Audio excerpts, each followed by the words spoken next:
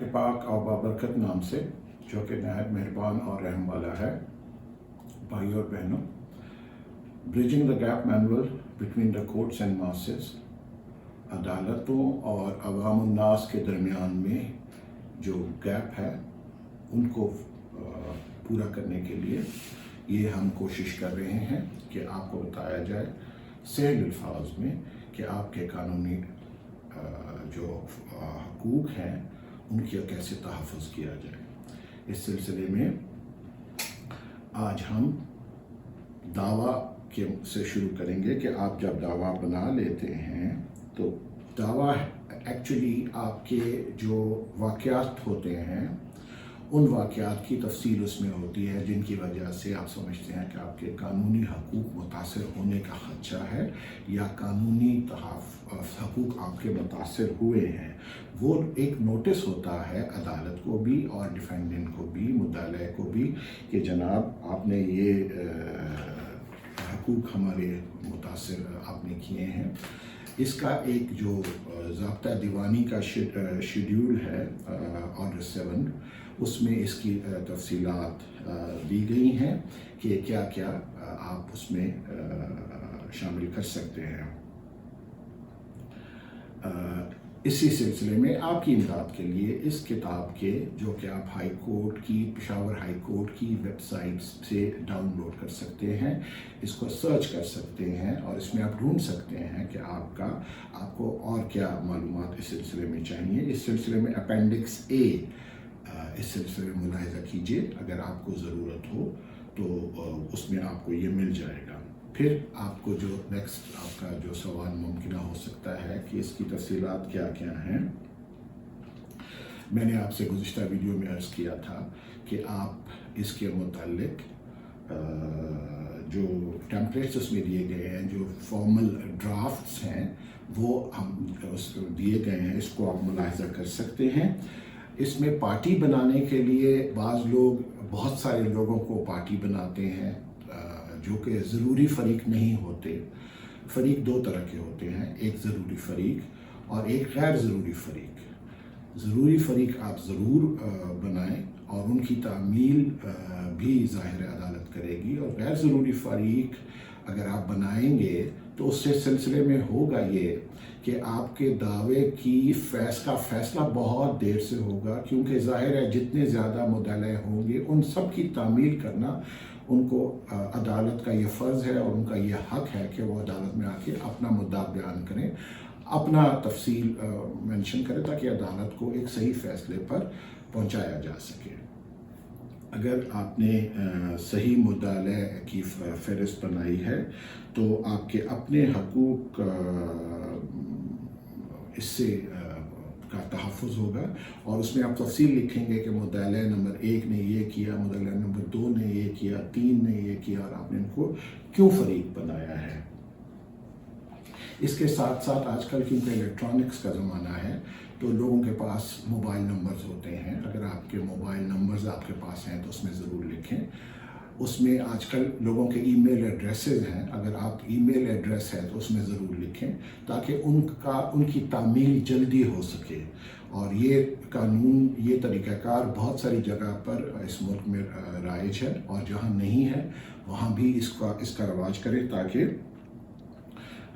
مقدمات کے جلد فیصلہ میں مدد ہو سکے۔ اس کے بعد میں نے آپ کو پہلے بھی عرض کیا تھا کہ دعوے کے ساتھ ساتھ فہرست وارثان، فہرست دستاویزات جو آپ کے پاس ہے اور جن پر آپ رلائی کرتے ہیں اور آپ کے پاس نہیں ہے، وہ بھی اس میں ضرور لکھیں۔ پھر اس کے بعد سمنز کی کاپیز اور ان کی فیس بھی ساتھ لگائیں تاکہ جلد منتقلی ہو سکے ان کی دوسری سائٹ کو۔ پھر ایک مرحلہ جو کہ نہایت تکنیکی معاملے کا ہے وہ ہے کورٹ فیس کا لگانا۔ میں کوشش کرتا ہوں کہ ان کو آسان الفاظ میں آپ کو بیان کروں۔ کورٹ فیس اور سوٹس ویلیویشن ایکٹ 1887 ایک قانون ہے۔ اس کے نیچے 2 شیڈیولز دیے گئے ہیں۔ ایک شیڈیول 1 ہے اور ایک شیڈیول 2 ہے. شیڈیول 1 جو اس میں لکھا ہوا ہے وہ سیکشن 7 جو کورٹ فیس ایکٹ کا ہے اس کے بارے میں ذکر کرتا ہے کہ کورٹ فیس کیسے متعین کی جاتی ہے. سیکشن جو شیڈیول 2 ہے وہ جو فکسڈ کورٹ فی ہے جو کہ متعین شدہ کورٹ فی ہے اس کے متعلق ہے. آپ کو کورٹ فیس لگانی ضروری اس لیے ہوتی ہے کہ کورٹ فیس اگر نہیں لگائیں گے تو آپ کے دعوے کا خارج ہونے کا خدشہ ہوتا ہے. عام طور پہ عام فہم الفاظ میں 7.5 کی شرح سے جو سود آپ کا جو اماؤنٹ کلیم ہے آپ نے جس کے لیے دعویٰ کیا ہے یا آپ کی جو اختیار سماعت عدالت کو جو آپ نے متعین کیا ہے اس کے مطابق آپ کورٹ فیس جمع کرتے ہیں. 500 روپے آپ اس کے آپ سمجھ لیں ایسے کہ 500 روپے سارے دعویٰ جات میں آپ کورٹ فیس کم از کم لگا سکتے ہیں. 15,000 میکسیمم, چاہے آپ نے 50 لاکھ کا بھی دعویٰ کیا ہے تو 15,000 میکسیمم کورٹ فیس اس پہ لگتی ہے. یہ بات یہاں قابل ذکر ہوگی کہ فوجداری کیسز میں کوئی کورٹ فیس نہیں لگتی, لہٰذا فوجداری مقدمات میں اس چیز کو نظر انداز کریں, کوئی کورٹ فیس نہیں لگتی. فیملی کیسز میں آپ کے 15 روپے کورٹ فیس ہوتی ہے. سکسیشن اور گارڈین منیمم کورٹ فیس وہاں 500 روپے ہوتی ہے. تو لہٰذا اس بات سے یہ اندازہ ہم کو ہوا کہ فوجداری مقدمات میں کوئی کورٹ فیس نہیں ہوتی, اگر کوئی کورٹ فیس چارج کرتا ہے تو وہ غلط ہے.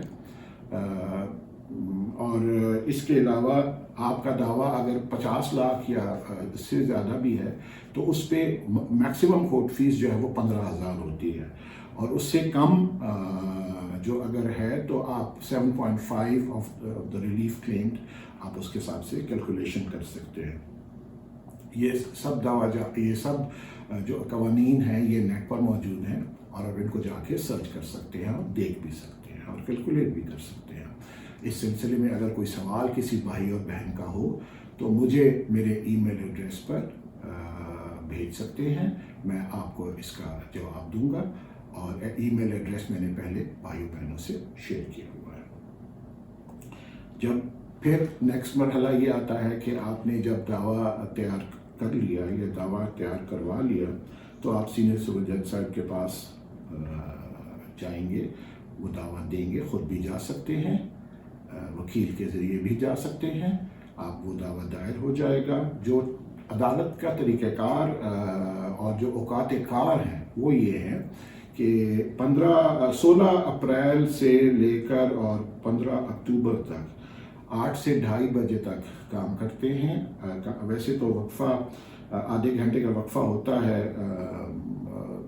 1 سے 1:30 بجے تک ظہر کی نماز کے لیے, مگر عام طور پہ عدالتیں فارغ نہیں ہوتی اور یہ وقفہ نہیں لے سکتی.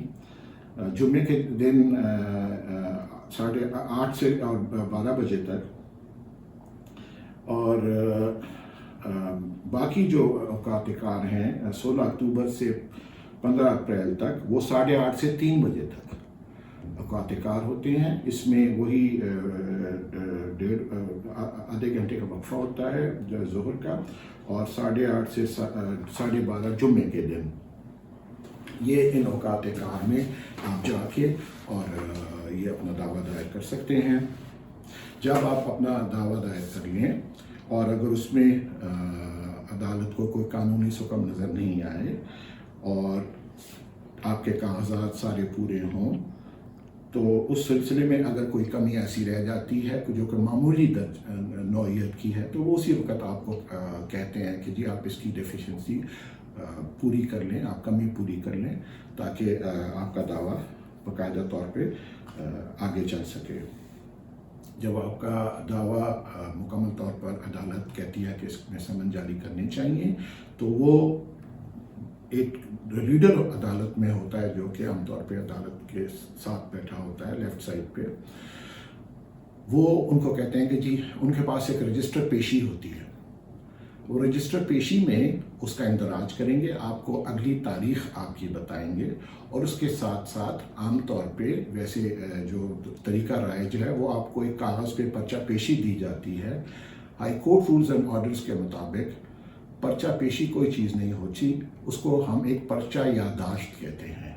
पर्चा यादाश्त में अदालत का नाम लिखा होता है, औकात कार लिखे होते हैं, डेजिग्नेशन लिखा होता है, सीरियल नंबर होता है, केस का नंबर होता है, पार्टीज़ का नाम होता है, और अगली तारीख होती है कि जिस तारीख के लिए आपको दिया जा रहा है, और उसमें प्रिजाइडिंग ऑफिसर की सील और उनका सिग्नेचर, ये सारी चीज़ होती है।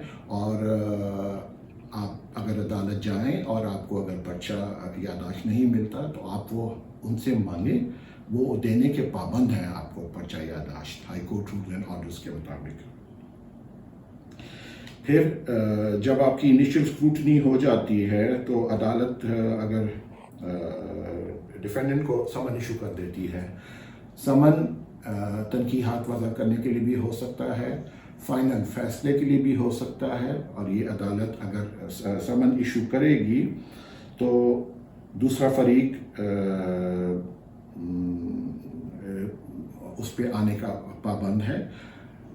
ये भी हो सकता है कि समन जो है वो अदालत, आमतौर पे अदालतें ख़ुद साइन करती हैं, सिवाय सेशन जज साहब की अदालत के वारंट के अलावा वो सारे दस्तखत बाकी उनके जो क्लर्क ऑफ कोर्ट होते हैं वो साइन करते हैं। बाकी अदालतें ख़ुद समन साइन करने के पाबंद हैं।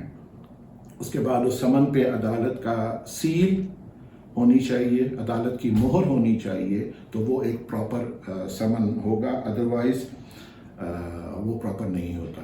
फिर जितने मुद्दला होते हैं उनको इंडिविजुअल हर एक को अलग-अलग नोटिस, अगर एक में भी लिखा है तो उनकी अलग-अलग तामील होनी बहुत ज़रूरी है। तामील होने के बहुत सारे तरीके हैं। समन की कॉपी दावे के साथ खुद मुद्दला को देना, रजिस्टर्ड पोस्ट के ज़रिए जिसके साथ एडी कार्ड भी होता है, वो भी एक तरीक़ाकार है। फिर जिसको चस्पानगी कहा जाता है कि वो मुद्दला अगर लेने से इनकारी है, इस जगह पे मौजूद नहीं है वगैरह वगैरह, तो उसके घर के दरवाजे के ऊपर वो समन लगाया जाए, जिसको चस्पानगी कहते हैं। उसमें उसका नक्शा, घर का नक्शा बनाना, उनकी हदूदात लिखना, और उसमें 2 गवाहों को डालना, ये ज़रूरी होता है कि वो 2 गवाहों को डालें ताकि वो आइंदा गवाही दे कि हाँ हमारी मौजूदगी में ये समन इसकी वहाँ चस्पानगी की गई।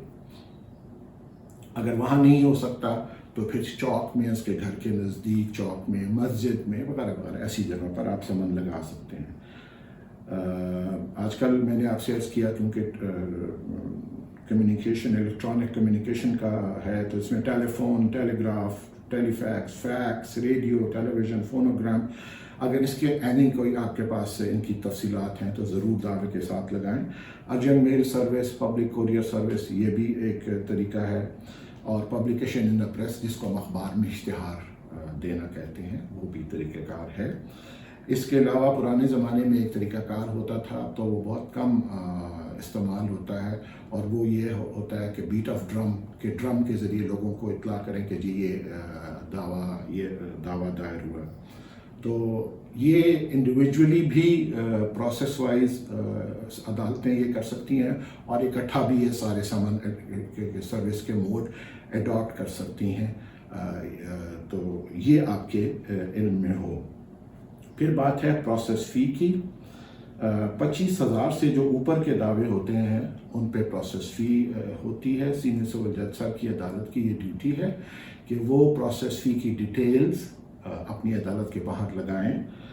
और प्रोसेस फ़ी, स्टैम्प टिकट, जो रेवेन्यू टिकट्स जिनको हम कहते हैं, उनकी सूरत में जो आपको वहाँ अदालत के अहाते में किसी से मिल जाएंगी, उस पर ज़्यादा पैसे नहीं होते। जितने का स्टैम्प टिकट होता है उतने ही पैसे का होता है, 50 पैसे से 2 रुपये तक, और सब समन और वारंट के मुतालिक होता है। तो ये चीज़ें दावे की हद तक اس میں یہ یہاں کہنا بہت ضروری ہے کہ ان پرسکرائب چیزوں کے علاوہ اگر آپ سے کوئی عدالت میں پیسے طلب کرتا ہے یا تاریخ آگے پیچھے کرنے کی کو بات کرتا ہے تو فوراً سینئر سول جج صاحب یا متعلقہ عدالت یا سیشن جج صاحب کی عدالت کو درخواست کریں اور ان کو جا کے پوائنٹ آؤٹ کریں تاکہ اس کا سدباب ہو سکے۔ بہت شکریہ آپ کا بھائی اور بہنوں۔ انشاءاللہ نیکسٹ ویڈیو میں آپ کے ساتھ حاضر ہوں گا اور جواب دعوے کے متعلق آپ سے بات کروں گا۔ اللہ آپ نے نگہبان۔